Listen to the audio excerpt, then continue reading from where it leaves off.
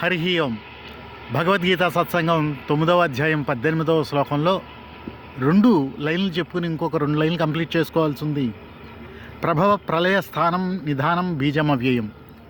ప్రభవ ప్రళయ స్థానం ఇది ఓంకారం యొక్క మెకానిజం అని గతంలో చెప్పుకున్నాం. ఆప్తి ఉత్కర్ష మితి, అది ఉత్పత్తి, స్థానము, తర్వాత లయమయ్యేది. దాన్నే ఆ మెకానిజాన్ని చెప్పి అది నేనే అంటున్నారు కృష్ణ పరమాత్మ. ప్రభవ ప్రళయ స్థానం. తర్వాత నిధానం తాను అని చెప్తున్నారు కృష్ణ పరమాత్మ. నిధానం అనేది సామాన్యుడికి చాలా అత్యవసరమైనది. నిదానం అంటే స్ట్రైట్ ఫార్వర్డ్ రుజుమార్గాన్ని కనిపెట్టి దాంట్లో ప్రయాణించటం. మనిషి ఆ సత్వగుణం మకుటంలో ఉంటే ఆ నిదానం తెలుస్తుంది. మనం ఉదాహరణలు తెలుసుకుంటే సామాన్యుడికి అర్థమవుతుంది, మనకి దిశానిర్దేశం అవుతుంది. రాములు వారు ఋషిముఖ పర్వతానికి వెళ్ళాలనుకున్నప్పుడు ఋషిని అడుగుతారు ఎటు వెళ్తే వస్తుంది అని. రామ నీవు ఎటు వెళ్తే అటే వస్తుంది. మరి రాములు వారు స్వయం సత్యం అని ఆ ఋషికి తెలుసు. ఆయన విగ్రహో ధర్మం శ్రీరాములు వారు, ఆ విషయం తెలుసు. సో ఆయన పాదం ఖచ్చితంగా నిదానంగానే పడుతుంది, రుజుమార్గంలోనే పడుతుంది. సత్యం ఎటుందో అటే పడుతుంది. అంతేగాని ఆ పాదానికి తెలుసు ఎటువైపు నడవాలో, స్వయం సత్యం కనుక. సో అది నిదానం. ఆ నిదానం గల వ్యక్తులు సత్వగుటమకుటమై రామ మార్గంలో నడుస్తారు. ఆ నిదానం అవసరం. తర్వాత ఇంకొక ఉదాహరణ చెప్తాను. మన గురువు గారు చాకండి కోటేశ్వరరావు గారు ఉపన్యాసం చెప్తూ మధ్యలో ఎవరిదో సెల్ ఫోన్ మోగిందని చెప్పి చాలా కోపం తెచ్చుకున్నారు. అయితే వితిన్ సెకండ్స్లో ఆ కోపాన్ని విడిచిపెట్టి సత్వగుణం మకుటం చేసి మనసును తన వైపు తెచ్చుకుని తిరిగి ఆ ఉపన్యాసాన్ని స్టార్ట్ చేసి మళ్ళీ చెప్పుకుంటూ వెళ్ళిపోయారు. నిర్మలత్వంలో ఉంది. అది గురువుగారికి సాధ్యపడింది. అదే సామాన్యులమైన మనకు అది సాధ్యపడుతుందా అంటే ఇప్పుడు తెలుసుకునే ఉదాహరణలో అర్థమవుతుంది.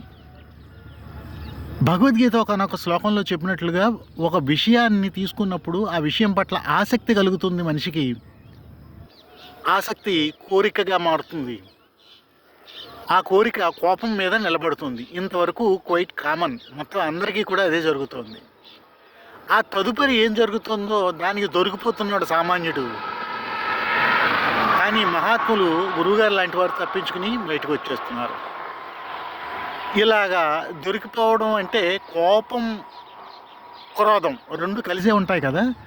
తదుపరి ఏం చేస్తున్నాడంటే క్రోధం మోహంగా మారి ఆ మోహం భ్రాంతి వైపుకి తీసుకెళ్ళి తర్వాత ఆ భ్రాంతిలో పడి బుద్ధినాశనం చేసుకుంటున్నాం. ఉదాహరణకి ఓ బట్టల షాప్లోకి వెళ్ళాము. అక్కడ ఒక మంచి అందమైన క్లాత్ తీసుకొచ్చి మన ముందు పరిచారు, చూడమన్నారు. అది పట్టుకున్నాం.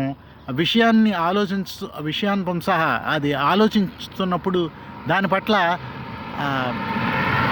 వస్తువు పట్ల ఇది ఏర్పడుతుంది ఆసక్తి. ఆ క్లాత్ని అలా పట్టుకుని చూసిన తర్వాత కోరిక పుడుతుంది. ఆ కోరిక కోపం మీద ఉంటుంది. ఈ కోరిక ఏమనిపిస్తుందంటే మన చేతిలో ఉన్నంతసేపు ఆ క్లాత్ అది మనదిగా భావిస్తూ ఉంటాం.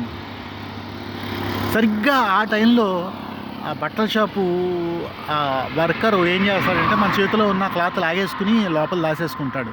సో మనకు కోపం వచ్చేస్తుంది. కోపం వచ్చి మనం బుద్ధి నశించి భ్రాంతిలో పడిపోయి జేబులో ఉన్న డబ్బులు ఏ పర్పస్లో ఉన్నాయో కూడా గుర్తించకుండా కోపానికి వెళ్ళి ఆ డబ్బులు ఇచ్చేది కొనేసుకుని తెచ్చుకుని లోపల పెట్టుకుంటాం. సో సామాన్యుడు అక్కడ దొరికిపోతున్నాడు.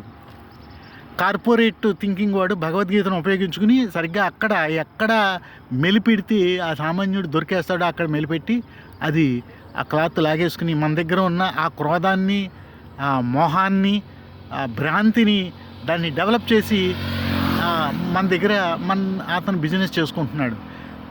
అయితే గురువుగారు లాంటి గొప్ప వ్యక్తులు ఏం చేశారు, ఆ కోపం వస్తుంది అంతవరకు కామన్ కాబట్టి ఆ తర్వాత మనసుని వెనక్కి తీసేసుకుని ఆయన నిదానాన్ని పొందారు. సో ఇది నిదానం. ఈ నిదానం తానే అంటున్నారు కృష్ణ పరమాత్మ. నిత్య జీవితంలో నిదానం చాలా అవసరం. సో కృష్ణుడిని శరణు వేడదాం. తర్వాత బీజమవ్యయం. ఇదే శ్లోకంలో ఆఖరి పదం బీజమవ్యయం. సోలార్ నుంచి విద్యుత్తు ఉత్పత్తి అవుతుంది. Solar energy.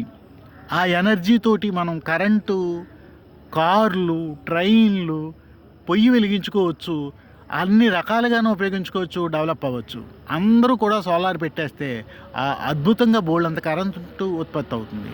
సో ఈ సోలార్ సిస్టమ్కి బీజం ఏమిటి? మూల కారణం సూర్యకాంతి. అదే బీజం. సూర్యకాంతి ఇప్పుడు చెప్పొచ్చు ఈ సోలార్ సిస్టమ్కి అవ్యయమైన బీజాన్ని నేను అని. బీజం అంటే కేవలం విత్తనం అనే అనుకోవడానికి లేదు, కారణం. అది ఒక ఉత్పాదనకు సంబంధించిన మూల కారణం. ఆ మూల కారణం బీజం అయ్యింది. ఆ బీజం అవ్యయంగా ఉంది, అంటే అనంతంగా ఉంది, ఎక్కడా కూడా వ్యయం కాదు. ఈ సూర్య ఎనర్జీ కూడా అవ్యయంగా ఉంది, బీజమై ఉంది. అదేవిధంగా కృష్ణ పరమాత్మ ఈ జగత్తు మొత్తానికి బీజాన్ని, అవ్యయాన్ని అని చెప్తున్నారు. జై శ్రీకృష్ణ. ఈ శ్లోకంతో 9వ అధ్యాయం 18 శ్లోకాలు అయినాయి.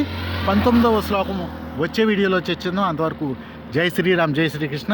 ప్రస్తుతం నేను పెద్ద తిరుపతికి పాదయాత్ర కాదు, సైకిల్ యాత్ర చేస్తూ ఆన్ ది వే ఉన్నాను.